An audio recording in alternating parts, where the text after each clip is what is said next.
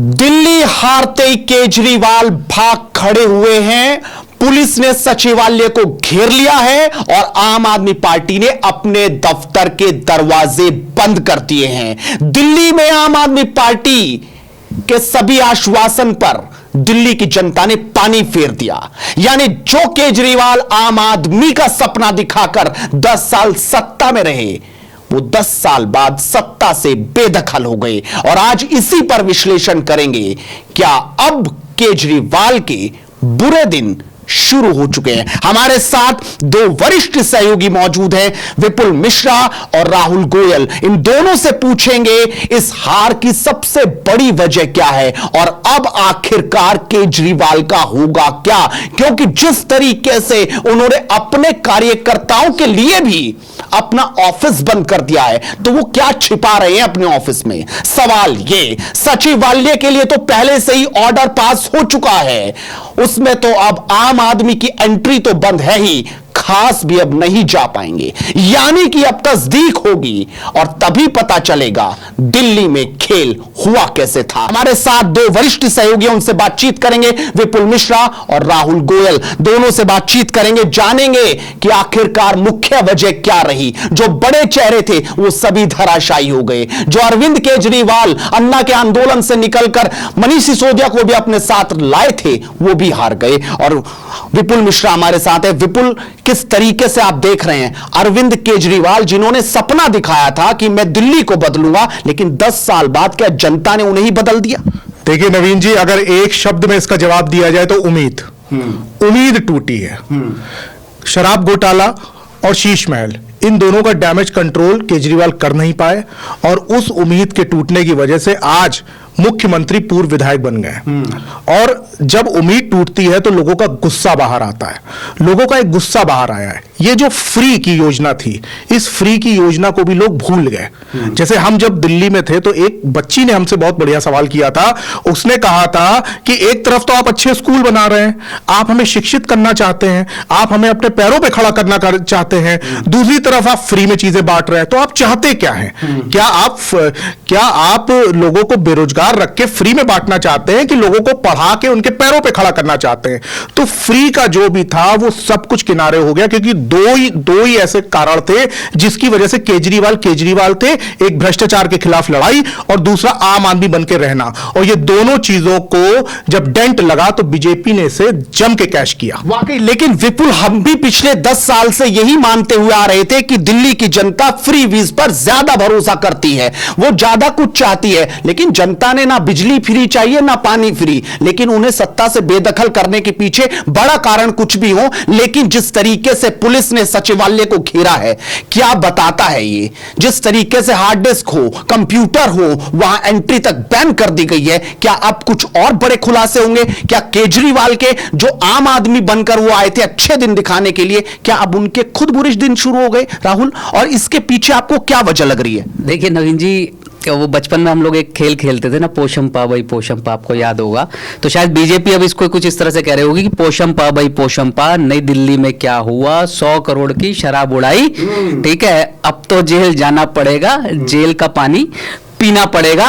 तो ऐसा लगता है कि तैयारी शुरू हो गई है, काउंटडाउन शुरू हो गया है। सचिवालय को सील बंद करने का आदेश दे दिया गया है। सेंट्रल सेक्रेटरी जो दिल्ली का सचिवालय है उसको घेर लिया गया है। कोई कंप्यूटर फाइल आप इधर उधर कर नहीं सकते। तो इसका मतलब कहीं ना कहीं तैयारी जो है वो शुरू हो गई है। और जैसे इस राउंड टेबल पर हम इस वक्त चर्चा कर रहे हैं, तो आप मानेंगे कि ये जो है ना, ये एक बार मैं कहूंगा अंकित से कि ये टेबल दिखाए, जैसे वक्त का पहिया घूमता है ना, जैसे टेबल घूम रही है, ऐसे वक्त का पहिया घूम गया। 13, 15, 20 और अब 24 में तो जो केजरीवाल यहां बैठे थे, जो यहां से शुरू हुए थे, वो घूम के वापस यहां आ गए। और बड़ी बात यह है कि दिल्ली, मतलब आम आदमी पार्टी अकेली ऐसी पार्टी है शायद जिसकी राजनीति दिल्ली से शुरू हुई। मतलब दिल्ली की पार्टी है, वो किसी राज्य की पार्टी जैसे होती है, ऐसे वो दिल्ली की पार्टी है।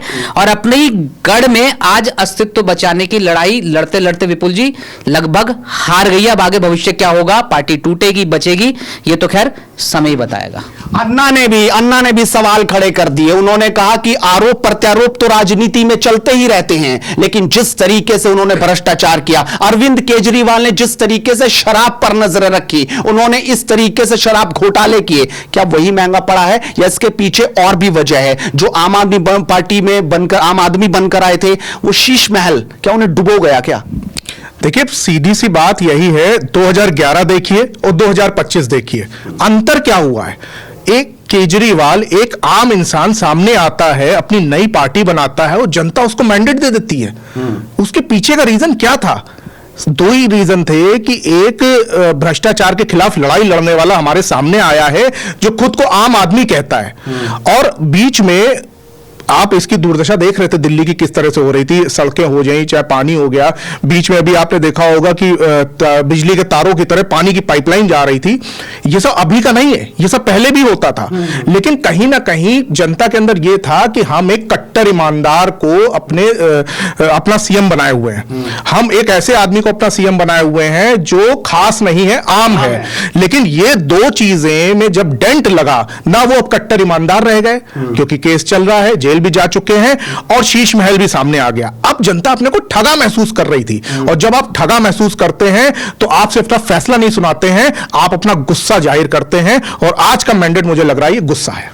लेकिन जिस तरीके से राहुल उन्होंने दफ्तर ही बंद कर दिया, अपने दफ्तर जो आम आदमी पार्टी का कार्यालय है उसमें ही ताला लगा दिया, अंदर से लोग बाहर खड़े हैं, मीडिया तक की एंट्री पर बैन लगा दिया। हार जीत तो तमाम पार्टियों की होती रही, लेकिन इसके पीछे की क्या वजह नजर आ रही है कि दफ्तर बंद कर दिया? देखिए नवीन जी, ताला तो जनता ने लगा दिया इनकी उम्मीदों पर, इनके ख्वाबों पर, सपनों पर कि सत्ता में आएंगे, लेकिन थोड़ा सा अगर आप जगह देंगे, जो तस्वीर है ना, ये पूरी कहानी बयां करती है। इस वक्त केजरीवाल और नरेंद्र मोदी जो दिखाई दे रहे हैं, तो नरेंद्र मोदी की जो उंगली उठी हुई है, नरेंद्र मोदी का चुनाव में एंटर करना, और ऐसा लगता है कि प्रधानमंत्री मोदी ने इसे अपने एक स्पेशल टास्क की तरह लिया, जिसमें वो ये चाह रहे थे कि वो दिल्ली वालों को यकीन दिला पाए कि भाई आप बीजेपी को जिताइए, आप लोगों का ख्याल मैं पर्सनली रखूंगा, और वही हुआ।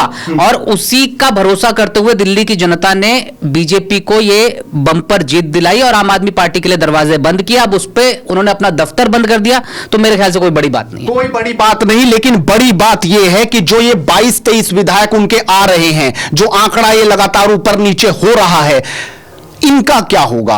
अरविंद केजरीवाल का क्या होगा? यानी कि अब आम आदमी पार्टी का भविष्य क्या है? अतिशी तो भले ही जीत गई, लेकिन और सहयोगी सब डामाडोल हो गए। जो सुबह मंदिर जा रहे थे, आज भगवान ने भी आशीर्वाद नहीं दिया। विपुल, किस तरीके से ये तस्वीर पार्टी की जो है वो सूरत बहुत बदलने वाली है, जितना मुझे लग रहा है, क्योंकि आम आदमी पार्टी खड़ी किसके बल पे थी? केजरीवाल के बल पे खड़ी थी। आज वो केजरीवाल, सीएम केजरीवाल कल के आज वो पूर्व विधायक हो चुके हैं। तो आम आदमी पार्टी की सूरत आगे क्या होगी, इसको अभी कल्पना भी आप नहीं कर सकते, क्योंकि एक बार जब हौसला टूटता है तो बहुत सी चीजें टूट जाती हैं, पार्टी तक टूट जाती है। भाई 8 विधायक तो इनके भी थे बीजेपी के, लेकिन इनकी पार्टी मजबूत थी, इनका सेनापति मजबूत था, इसलिए वो 8 विधायकों को कोई तोड़ नहीं पाया। लेकिन यहां तो अब यही हो सकता है जो उद्धव ठाकरे के साथ हुआ, जो शरद पवार के साथ हुआ, वो अब यहां पर भी होना संभव है। और मैं आपसे पूछूंगा, आप तो बड़े नजदीक से देखते रहे, क्या अब हलचल है अरविंद केजरीवाल के घर? खुद बैठकर वो क्या चिंतन कर रहे हैं, क्या मीटिंग कर रहे हैं, और अब क्या सोच है? देखिए, पार्टी टूटेगी नहीं टूटेगी, अब ये सवाल रह ही नहीं गया। वो ये सवाल इसलिए नहीं रह गया क्योंकि जितने जीत पाए हैं विधायक आम आदमी पार्टी के, और जिस संख्या के साथ बीजेपी सत्ता में आई है, अब वो तोड़ भी ले पार्टी तो मॉरल सेटबैक दे सकते हैं अरविंद केजरीवाल को, लेकिन बीजेपी को जरूरत नहीं है। बीजेपी के पास प्रचंड बहुमत जो है वो आ गया। और जो आप बात पूछ रहे हैं कि केजरीवाल क्या चिंतन मनन कर रहे होंगे, तो केजरीवाल अक्सर आपने देखा होगा ऐसे मौकों पर विपश्यना करते थे, ध्यान साधना करते थे। तो हो सकता है वो चिंतन मनन उसी तरह से कर रहे हो, या फिर वो ये भी सोच रहे हो कि कैसे खुद को बचाया जाए, कैसे बची कुची पार्टी को बचाया जाए। तो विपश्यना जो है वो भगवान बुद्ध की देन है, लेकिन भगवान बुद्ध ये भी कहते थे कि आप लालच मत कीजिए, अपरिग्रह का पालन कीजिए, उतना संग्रह कीजिए जितना आपको चाहिए, झूठ मत बोलिए। लेकिन मुझे लगता है कि भगवान बुद्ध के वो जो सारे वचन थे और जिनसे विपश्यना, जिनकी देन माना जाता है, उस पर अरविंद केजरीवाल और उनकी पार्टी वादों के मुताबिक कितनी खरी उतरी, वो जनता ने फैसला सुना दिया और बता दिया। तो वो जरूर ये चिंतन मनन कर रहे होंगे कि अब उनका भविष्य क्या होगा, पार्टी तो जो होगा सो होगा। आपने सोचा था चुनाव से पहले, चुनाव होने के बाद, और जब एग्जिट पोल आए तब लोग कह रहे थे कि बीजेपी की 25 सीट आएंगी, 30 सीट आ सकती है, बहुमत के नजदीक रह सकती है। सोचा था कि इतना बड़ा मैंडेट मिलेगा और आम आदमी पार्टी को पूरी तरह से जनता नकार देगी, मतलब ना कोई ना जात चली, ना मुद्दे चले, अरविंद केजरीवाल का कुछ यहां पर चला ही नहीं। बिल्कुल, देखिए वही चीज है कि जिस तरह से जो ग्राउंड में रिपोर्टिंग हो रही थी तो एंटी इनकम्बेंसी तो दिख रही थी। ये था कि एंटी इनकम्बेंसी है, इस बार कुछ भी उलटफेर हो सकता है, कांटे की टक्कर हो सकती है, लेकिन एक तरफा मैंडेट, एक तरफा का मतलब यह है कि जनता के अंदर इतना गुस्सा था कि उसको बस आम आदमी पार्टी को उखाड़ फेंकना था। केजरीवाल का चुनाव हारना, इसको आप किस तरह से देख रहे हैं? केजरीवाल का चुनाव हारने का मतलब यह था कि अब केजरीवाल मंजूर है ही नहीं दिल्ली की जनता को, और इतना बड़ा गुस्सा, बहुत सी व्यवस्थाएं बिगड़ी हुई थी। कई आप दसियों बार सुन चुके होंगे कि एलजी साहब ये काम रोक रहे हैं, वो काम रोक रहे हैं, तब भी ये गुस्सा सामने नहीं आ रहा था, तब भी केजरीवाल किसी ना किसी सरकार बना ले रहे थे। लेकिन ये जो गुस्सा था, ये गुस्सा भ्रष्टाचार और शीश महल उनको ले डूबा, इसमें कोई भी दो राय नहीं है। यानी जनता को सिर्फ फ्री बिजली, फ्री पानी नहीं चाहिए, बल्कि भ्रष्टाचार करने वाला सीएम भी नहीं चाहिए। ये पूरी तरह से अब तय हो गया। ये हमेशा से ही तय था। देखिए, लेकिन भारत के जो लोग हैं, जनता जो है वो थोड़ी मासूम होती है, उसको कोई वादे करता है, फ्रीबीज के वादे करता है, तो जनता को लगता है कि चलो भाई इनको एक मौका देके देख लेते हैं। लेकिन मैं अगर आंकड़े बताऊं ना आपको नवीन, तो वो हैरान करने वाले हैं। जो 10 जाट बहुल सीटें हैं, जिसमें नांगलोई और आसपास के जो तमाम इलाके आते, 10 की 10 सीटें भाजपा ने जीती। जो हरियाणा से भी कुछ इलाके जो है लगे हुए हैं, वो इस बार जीती। जो नॉर्थ वेस्ट दिल्ली है और साउथ दिल्ली है, जहां पर ये माना जाता है कि थोड़ा सा वो मध्यम वर्ग रहता है, और मध्यम वर्ग की हिस्सेदारी जो है वो दिल्ली के कुल वोटर्स में करीब 45% के आसपास है।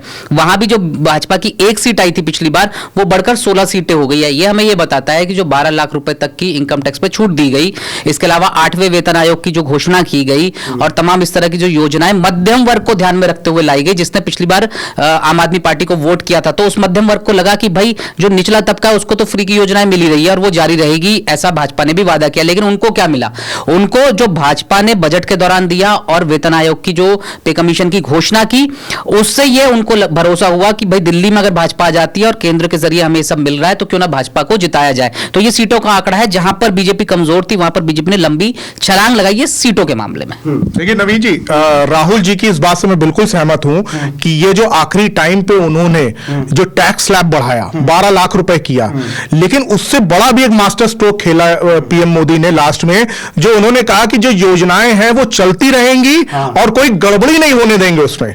मतलब उन्होंने एक तीर से दो निशाने किए कि गड़बड़ी मतलब जो भ्रष्टाचार हुआ वो नहीं होगा, और योजनाएं जो चलती रहेंगी, मतलब जो केजरीवाल की यूएसपी थी फ्री योजना, वो तो हम आपको देंगे, साथ में जो घोटाले हो रहे हैं हम ये नहीं देंगे। तो अब केजरीवाल तो यूजलेस हो गए, अब तो दिल्ली की जनता के लिए यूजलेस हो गए। जो केजरीवाल को जो चीजें केजरीवाल से मिल रही थी जनता को, मोदी वो भी दे रहे हैं और उससे कहीं ज्यादा दे रहे हैं। तो अब क्या फायदा था उनकी सरकार का? यानी दिल्ली में केजरीवाल के 10 साल तो जनता ने नकार दिए, और मोदी के जो साल हैं, जो लगातार वो जीत दर्ज कर रहे हैं, ट्रिक, मोदी पर भरोसा कायम है, ये पता चल रहा है इससे। देखिए, ये भी पता चल रहा है, लेकिन अगर आप एक सिंपल मैथमेटिकल लॉजिक भी देखेंगे तो भाई अगर एक राज्य है जहां पर काम सिर्फ इसलिए नहीं हो पा रहा है कि बीजेपी और आम आदमी पार्टी में टसल चल रहा है, ठीक है, अब जनता को लगता है कि भाई आम आदमी पार्टी चली जाए, भाजपा आ जाए, कोई टसल ही नहीं रहेगा, काम होंगे, गवर्नर साहब जिस फाइल पर चाहेंगे उस पर साइन कर देंगे, तमाम चीजें होंगी, तो जनता अपना नफा नुकसान समझना जानती है। और दिल्ली में खासकर बाहर के अलग अलग राज्यों से आए हुए बहुत सारे लोग रहते हैं, बहुत बड़ा हिस्सा है उनका वोट बैंक में, तो वो ये बात अच्छी तरह से आप समझिए कि अगर दिल्ली इस तरह से वोट कर रही है, तो ये एक तरह से नरेंद्र मोदी के पक्ष में भी एक जनमत संग्रह है और केजरीवाल के खिलाफ है, क्योंकि अलग अलग राज्यों के लोग आते हैं, कोई बिहार से है, कोई उत्तर प्रदेश से है, कोई उत्तराखंड से है, कोई साउथ से है, तो वो ये लोग बताते हैं कि भाई हमें प्रधानमंत्री मोदी की सरकार, जिसे डबल इंजन की सरकार कहा जाता है, उसमें हमें अपना ज्यादा फायदा दिखाई देता है। लेकिन अब बीजेपी के सामने सवाल यह है कि वो मुख्यमंत्री का चेहरा किसे बनाती है। लेकिन अब सवाल यह है कि जिस तरीके से दिल्ली में सब कुछ हुआ, हार जीत तो तमाम नेताओं की होती रही है, लेकिन अगली बार क्या फिर से मैदान में नजर आ रहे हैं आपको, या यहां से भविष्य खत्म हो गया? देखिए, ये अभी कहना तो बहुत जल्दबाजी होगी कि अगली बार मैदान में, ये सब कुछ डिपेंड करता है कि बीजेपी अपने 5 साल कैसे बिताती है। अगर बीजेपी ने इस 5 साल को कैश कर लिया और वाकई जो समस्याएं हैं, जो ग्राउंड पे जो समस्याओं को झेल रहा है दिल्ली वासी, अगर उन समस्याओं पे बीजेपी ने काम कर लिया तो आम आदमी पार्टी के लिए बहुत बड़ी मुश्किल होगी। जैसा कि केजरीवाल आरोप लगाते आ रहे हैं कि पार्टी को खत्म करने की कोशिश हो रही है, पार्टी को खत्म करने की कोशिश होगी, लेकिन अगर सिर्फ बयानबाजी चलती रही तो वही जैसा कि राहुल जी ने बोला कि दिल्ली की जनता अपना नफा नुकसान जानती है। अभी उसको नफा बीजेपी में दिखा है और आगे भी बीजेपी में तभी नफा दिखेगा जब बीजेपी से उसको कोई नुकसान नहीं होगा। आपको लग रहा है कि ये जो विधायक हैं ये बचे रहेंगे अगले 5 साल तक? देखिए, मैं फिर से एक बात कह रहा हूं, अब इन विधायकों के बचे रहने और ना बचे रहने से कोई फर्क पड़ने नहीं वाला, क्योंकि अगर तो बीजेपी की मेजोरिटी आसपास की होती, 36-37 सीट होती, तो ये सवाल उठता कि भाई अब क्या होगा, पार्टी टूट जाएगी। अब बीजेपी भी सोचेगी कि इनको इनके हाशिए पर रहने देते हैं, हमें इससे क्या फर्क पड़ रहा है, क्योंकि हाँ, अब पार्टी वैसे ही टूट जाए कालांतर में, वो एक अलग बात है, लेकिन 1700 दिन पहले इस बात की भविष्यवाणी करना कि आम आदमी पार्टी का 5 साल बाद क्या होगा, ये थोड़ा ज्यादा हो जाएगा। लेकिन हाँ, मुझे ऐसा लगता है कि अगर यही चीज, क्योंकि अगर आप पंजाब को छोड़ दे तो आम आदमी पार्टी की किसी और राज्य में भी स्थिति कोई बहुत अच्छी है नहीं, तो क्या आप इज द न्यू कांग्रेस? अब ये समझने की बात है कि कांग्रेस जिसका वोट शेयर खाके आम आदमी पार्टी इस हद तक आगे बढ़ी, लेकिन क्या आप बीजेपी के सामने जो दुर्गति आम आदमी पार्टी की हुई है जैसी कांग्रेस की होती आई है, तो क्या आप is the new Congress for BJP? तो केजरीवाल का ये जो घमंड था, जो उन्होंने कांग्रेस को अपने साथ नहीं लिया, जिस इंडिया अलायंस की लगातार बातें होती रही, वही उनकी हार का पड़ गया। ओवर कॉन्फिडेंस महंगा पड़ गया। केजरीवाल को यह था कि दिल्ली तो मेरी है। दिल्ली वालों ने यह बता दिया है कि दिल्ली किसी की भी बकौती नहीं है। कोई भी पार्टी जो है वो ये ना समझे कि दिल्ली मेरी है, और ये ओवर कॉन्फिडेंस हो गया था केजरीवाल के अंदर। जैसे अभी उन्होंने एक सभा में बोला था कि इस जन्म में तो दिल्ली में बीजेपी नहीं आ सकती, तो ये जो ओवर कॉन्फिडेंस था ये ले गया केजरीवाल को। 5 साल मिले हैं बीजेपी को, लगता है कि दिल्ली बदलेगी? दिल्ली की सड़क की बात हो, यमुना की सफाई की बात हो और पानी की बात हो, क्या इन 3 मुद्दों पर लगता है आपको काम हो पाएगा? देखिए, मुझे लगता है कि शर्म की बात है अगर देश के आज़ादी के 75-70 सालों के बाद भी अगर हम ये कह रहे हैं कि ये 3 काम हो पाएंगे या नहीं हो पाएंगे, पानी, बिजली और सड़क।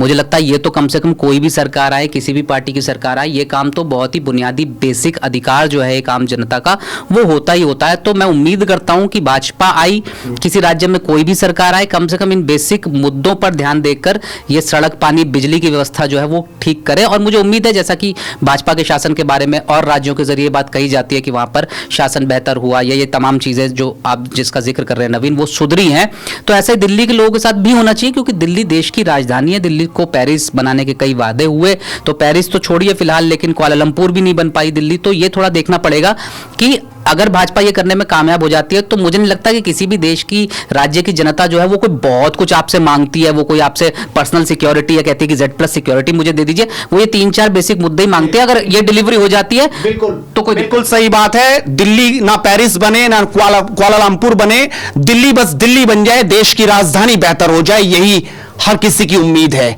और देखना होगा कि बीजेपी का ये शासन अब कैसा होगा और भविष्य केजरीवाल का क्या होगा। आप भी अपनी राय दीजिए और लगातार हेडलाइंस इंडिया के साथ जुड़े रहिए। इस वीडियो को जरूर शेयर कीजिए। नमस्कार।